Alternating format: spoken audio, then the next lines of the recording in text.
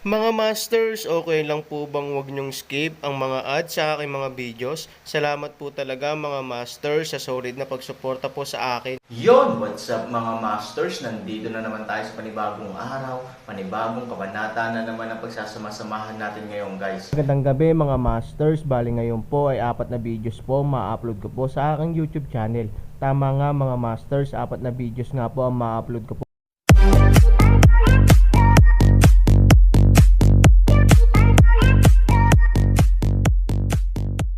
Bali mga masters, kung bago ka pa lang po sa aking YouTube channel, please click the subscribe button, lalong-lalo na po yung notification bell guys, para maging connected pa rin tayo sa isa't isa at maging updated kayo sa mga susunod ko pang video.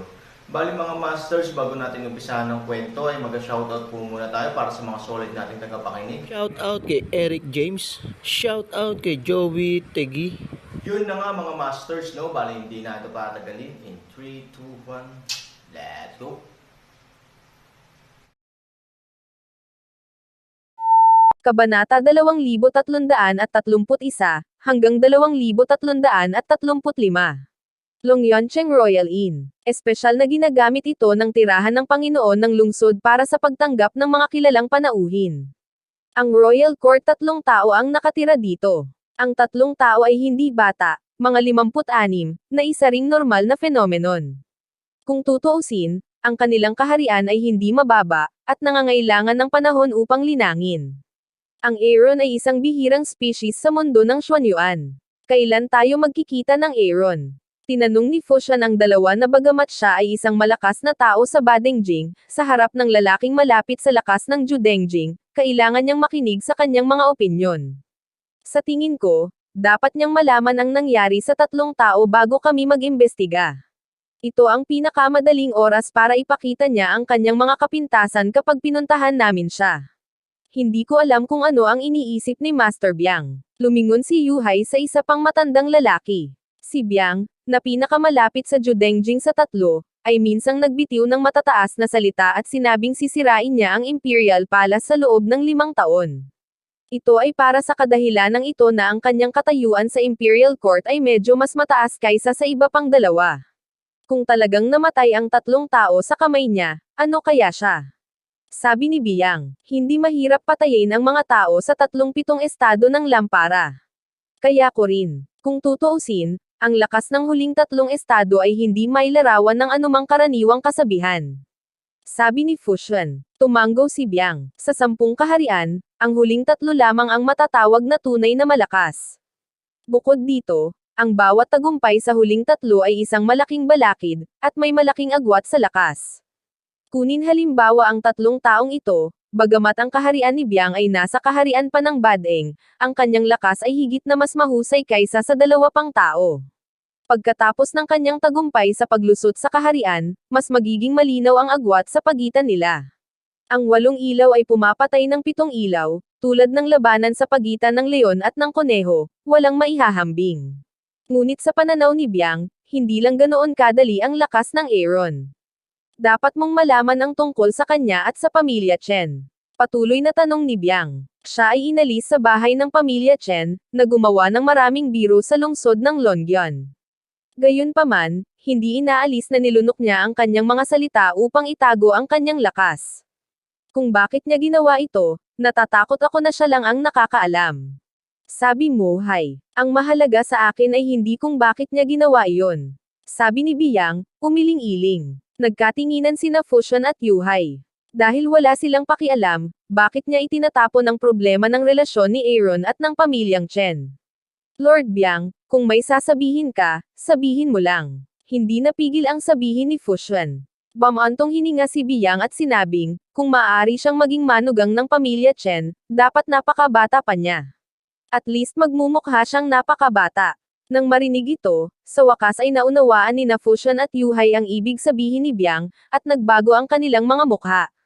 Talagang hindi nila pinansin ang problemang ito noon, ngunit ngayon ay natatakot silang pag-isipan itong mabuti. Ang estado ay nangangailangan ng oras upang manirahan, na isang batas na walang sinuman ang makakatakas. Kahit na ang isang napakatalentadong tao na gustong maabot ang 8 estado ng Lampara ay hinding-hindi magagawa sa kanyang 20s. Bukod dito, sinabi ni Biang na ito ay magmumukhang napakaliit, na naglalaman ng malalim na kahulugan. Dapat mong malaman na ang isang master lamang ang maaaring magpabata at panatilihin ang kanyang mukha magpakailanman.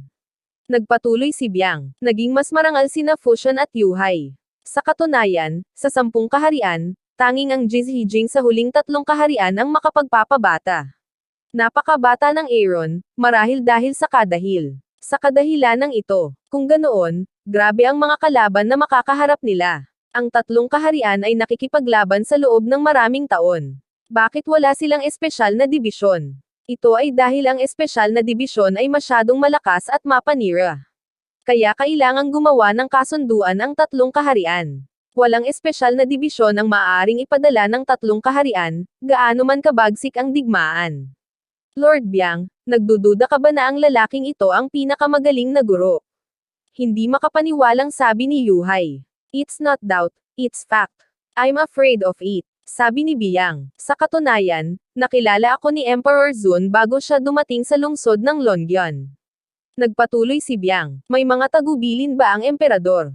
Tanong ni Fusion. Sinabi ni Emperor Zun na kung ang mga tao ay papatayin niya, ang maharlikang hukuman ay tretuhin pa rin sila ng may kagandahang loob. Sabi ni Biang, nang marinig ito ni Fusion Yuhai, wala siyang naramdamang problema, dahil kung talagang master ang Aaron, ano kaya ang pumatay ng 37 ilaw? Imposible para sa Imperial Court na tumalikod sa mga ganitong eksperto. At kahit na gusto ng Imperial Court na mahanap ang gulo ni Aaron, hindi ito isang simpleng bagay. Maaaring sirain ng paglaban ng Jizhijing ang lungsod. Ang gayong malakas na tao ay maaari lamang manalo sa kalsadang ito. Panginoon Biang, kailan natin siya makikilala? Tanong ni Yuhai. Ngayong hapon, kung mayroon kang mga pagdududa, dapat kang pumunta at patunayan ang mga ito sa iyong sarili. Sabi ni Biang, ang tirahan ni Chen Yanran upang bumili ng mga bagay, bumalik sa bahay, orihinal na nais lamang na kumuha ng ilang mga damit, hindi inaasahan Chen Tianxin ay nagmamadali upang mahanap ang pinto. Ate, anong problema? Naginaan na ba siya ng ugali sayo? Nagkunwaring nag-aalala si Chen Tianxin at tinanong si Chen Yanran. Bagamat hindi maganda ang hitsura ni Chen Yanran, at least nakatira siya sa ibang ospital, na nagparamdam sa kanya na ang mga bagay ay umuunlad sa mabuting paraan. Naniniwala ako na hindi magtatagal ay magagawa na niya ang gusto niyang gawin. Pagkatapos ng lahat, pagkatapos ng mahabang panahon na magkasama, ang Aaron ay hindi magiging isang malamig na hayop na walang damdamin, maayos ang lahat, ngunit magtatagal ang tanong ni Chen Yanran. Shen Tianxin, patuloy na magtanong, ang Aaron ay may anumang espesyal na pag-uugali, kamakailan lamang ay umalis siya sa ibang ospital. Aalis. Umiling si Chen Yanran at sinabing, hindi ako umalis. Parang wala siyang espesyal. Araw-araw siyang nanatili sa bahay. Araw-araw manatili sa bahay. Medyo dismayado si Chen Tianxin. Tila hindi pa ibinubunyag ni Han Sanchen ang kanyang mga kapintasan, ngunit hindi mahalaga. Hanggat mananatili si Chen Yanran sa ibang ospital, may chance pa siya. By the way, kuya, pwede mo ba akong tulungang bumili ng mahahalagang bulaklak at halaman? Tanong ni Chen Yanran, para saan ba ang gusto mong bulaklak? Naghihinalang tanong ni Chen Tianxin, gustong-gusto ito ni Aaron, kaya gusto ko siyang bigyan. Tutulungan ko sana siya kaninang umaga. Hindi ko akalain na ganoon pala ka-intense ang reaksyon niya kaya hindi ko na hinawakan, ang kinabukasan. Nakikita kong isa siyang lalaking mahilig sa mga bulaklak at halaman, paliwanag ni Chen Yanran, nangungulit. Ang bangis ng reaksyon. Hindi ba espesyal na ugali ito para kay Chen Tianxin? Dapat ay may isang espesyal na dahilan kung bakit ang paghol ay nagkakahalaga ng kanyang labis na reaksyon. Sa opinyon ni Chen Tianxin, kaunting damo at bulaklak lang ito, na hinding-hindi ito papansinin ng Aaron, sabihin mo pa sa akin ang kanyang reaksyon. Chen Tianxin can't wait to ask. Kuya, bakit ang dami mong tanong? Nagdududa si Chen Yanran. Si Chen Tianxin ay nag-disguise sa kanyang pagkamadalian at nakangiting sinabi, na curious lang ako kung gaano niya kagusto ang mga bulaklak at halaman. Kung tutuusin, ang isang malaking tao ay mahilig sa mga bulaklak at halaman, na hindi ko pa nakikita noon. Nakangiti si Chen Yanran, at walang duda na nandyan siya. Pagkatapos ng lahat, para sa kanya, si Chen Tianxin ang pinakamahusay na kapatid, at ang kanyang paniniwala kay Chen Tianxin ay 100%. Sobrang seryoso at galit siya. Sinabi niya sa akin na huwag ko siyang hawakan sa hinaharap. Kung hindi, itataboy niya ako, sabi ni Chen Yanran. Gumalaw ang puso ni Chen Tianxian. Baka may sekreto sa field. Kaya naman ang fierce niyang reaction. Ilan lang itong mga bulaklak at halaman. Worth it ba talaga ang galit niya? Sa pananaw ni Chen Tianxian, ito ay ganap na imposible. Kaya ano ang nasa field? Bakit muling nagpadala ng mga tao ang Imperial Court sa lungsod ng Longyan, at gusto rin nilang magtanong tungkol sa 3 tao noong nakaraang pagkakataon? Obvious naman na baka na-aksidente o namatay pa ang 3 tao. Patay na tao. Sa field, masasabi ba natin na pinatay ni Aaron ang 3 tao sa Imperial Court noong nakaraang pagkakataon at inilibing sila sa sarili niyang hardin? Kung ganoon ang kaso, hahanap si Chen Tianxian ng pagkakataon na ibagsak ang Aaron. Hanggat kaya niyang mahukay ang sikreto ng hardin sa harap ng 3 tao, ang katotohanan ay mabubunyag. Pagkatapos ng lahat, ang Aaron ay aatakehin ng Imperial Court. Excited si Chen Tianxian. Nawasak ang hindi niya makuha. Mauna ka na. Tutulungan kita sa mga bulaklak. Sabi ni Chen Tianxian. Tumanggo si Chen Yanran, nakaimpake na ng mga damit niya, diretsong umalis sa compound ng pamilya Chen. Sa hapon, nang matanggap ni Chen Tianxian ang balita, umalis silang 3 sa Royal Inn at tumungo sa Aaron Biyuan. Ito ay nagpaparamdam kay Chen Tianxian, hindi inaasahan na makakatanggap ng balita tungkol kay Chen Yanran sa umaga, hanggang sa hapon ay may pagkakataon na lumitaw.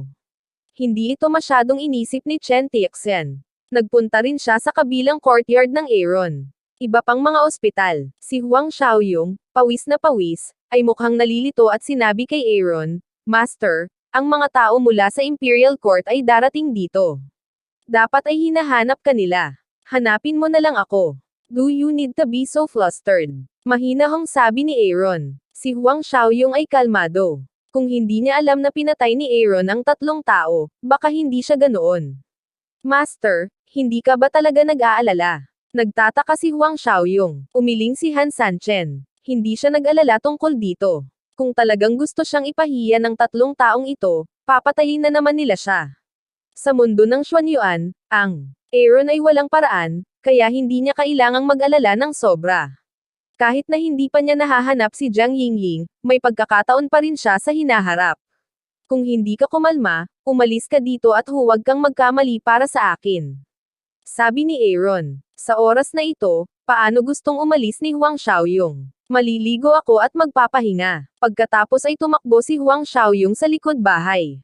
Bagamat mukhang napakalmado ni Bai Lingwaner, makikita ni Aaron na may namumuong galit pa rin sa pagitan ng kanyang mga kilay. Warner, doon ka na sa kwarto mo mamaya. Sabi ni Aaron. Alam mo ba kung sino ang darating this time? Hindi maipaliwanag na tanong ni Bai Lingwaner. Hindi alam ni Han Sanchen kung ano ang gusto niyang sabihin, ngunit hindi na kailangang malaman. Sinabi niya, hindi ka nababagay na makilala sila ngayon. Si Biang ay isang malakas na tao na malapit kay Zhu Dengjing. Nang ituloy niya ang pamilyang piyansa, nagpadala ang korte ng imperial ng kabuuang 10 koponan. Siya ang pinuno ng isa sa mga koponan. Sa kanyang kamay, ang dugo ng hindi mabilang na mga tao sa pamilya ng piyansa, damaloy. Sabi ni Bai Lingwaner. Sinabi sa akin ng nurse ko na namata.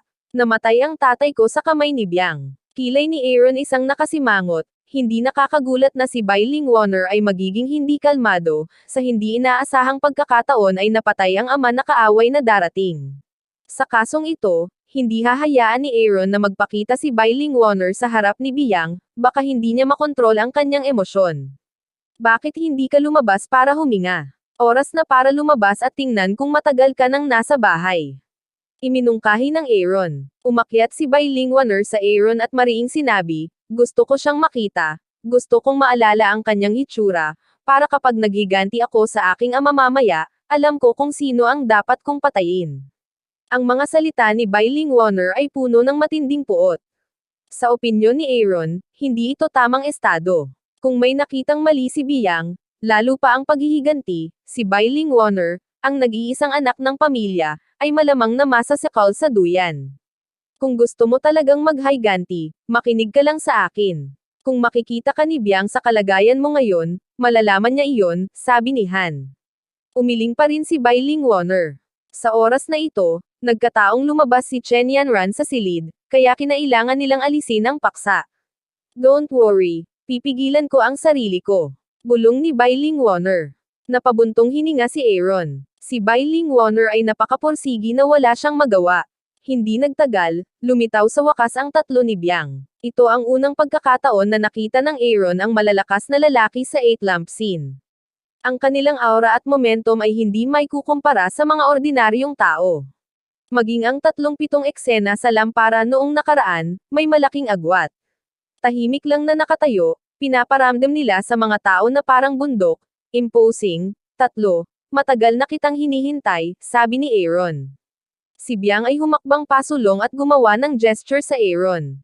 Ang kilos na ito ay nagbibigay ng mukha sa Aaron. Kung tutuusin, siya ay isang malakas na tao malapit sa siyam na ilaw, matagal ko nang inaasahan na makita ka oras, ngunit naantala ako ng iba pang mga bagay. Patawarin mo sana ako, sabi ni Biang. Sa ganitong ugali, si Huang Xiaoyong ay biglang hindi nakaramdam ng kaba, at walang kamalay-malay na itinuwid ang kanyang baywang. Lubos niyang iginalang ang kanyang amo. Bilang isang apprentice, kaya niya huwag mawala ang mukha ng kanyang Panginoon, let's get to the point. Sabi ni Aaron, ang Imperial Court ay palaging pinahahalagahan ang mga talento, kaya inutusan tayo ng emperador na pumunta dito para imbitahan si Mr. Han na magsama-sama sa Imperial Court. Magagawa ni G. Han ang kanyang makakaya upang piliin ang mga opisyal na posisyon sa korte ng imperial. Sabi ni Biang, nanlaki ang mga mata ni Huang Xiaoyong. Pakipili ang panloob na opisyal na posisyon. Hindi ba ang master ay may katayuan na isang tao sa ibaba at 10,000 sa itaas? Kung ayaw ko, hindi ako ipapahiya ng Imperial Court, sabi nga ni Aaron, syempre hindi. Natural lang sa isang malakas na lalaki na gaya ni Mr. Han naligawan ng Imperial Court. Tungkol naman sa choice ni Mr. Han, hindi na makikialam ang Imperial Court. Pero sana magawa ni Mr. Han, pag-isipan mo pa. Kung tutuusin, walang makakapagbigay sa iyo ng posisyon na ibinibigay sa iyo ng korte ng imperial. Sabi ni Biang, palagi akong walang malasakit sa katanyagan at kayamanan, at hindi ko pinahahalagahan ang katayuan. Gusto ko lang maging malaya sa buong buhay ko at pumunta sa kung saan ko gustong pumunta, at ayokong matali ng sinuman. Nang biglang bumagsak ang boses ni Aaron, biglang itinulak ang pinto ng kabilang courtyard, at si Chen Tiexan ay pumasok sa looban na may malungkot na ngiti. Yun na nga mga masters, no? Bali panibagong kabanata na naman yung natapos natin ngayong gabi. Muli, maraming salamat po talaga sa walang sawang suporta po sa aking YouTube channel na talagang inaabangan nyo po ang bawat upload ko po. Bali mga masters, magkita-kita ulit po tayo bukas ng gabi at ngayon po ay magpapaalam po muna tayo. Bali mga masters, bye-bye!